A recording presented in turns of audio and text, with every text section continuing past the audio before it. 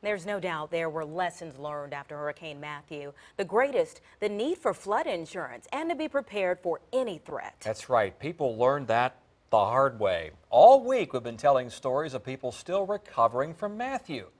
Our Brandi Cummings with the final story of our series, Chesapeake, 1 year later. It was devastating. It was rain and flooding many had never witnessed before. The only thing I can think about is how this whole place was underwater. Hurricane Matthew dumped rain on Hampton roads in northeast North Carolina in October 2016.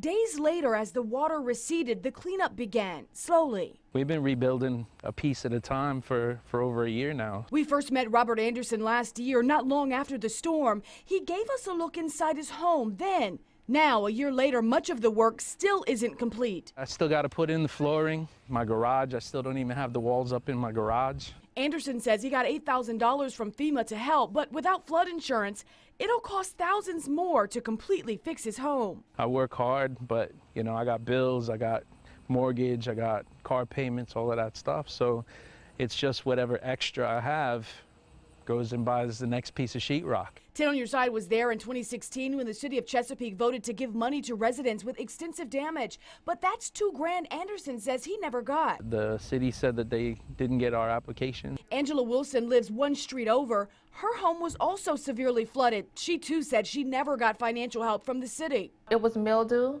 from the carpet being down, so everything was wet. The refrigerator was turned upside down on the floor. The Wilsons are a military family and were renting their home out while they lived in Florida. 10 on Your Side did some digging and found out that may have been why they didn't get the $2,000 from the city. It was designated for people living in damaged homes when Matthew hit. Now, a year later, they're still working to make repairs. We're just trying to do it piece by piece. To further complicate their recovery, the Wilsons had a bad experience with a contractor. They did some work, but when we called back and the invoices, when we paid them, they never contacted us back. And get this, they canceled their flood insurance just 2 months before the storm. This mother doesn't even have a kitchen to cook for her children. You just got to pick it up and just move forward and try to get it done. The city of Chesapeake estimates damage to homes is more than $13 million. Of those who had losses, 80% were without flood insurance. Many of them weren't in a designated flood zone.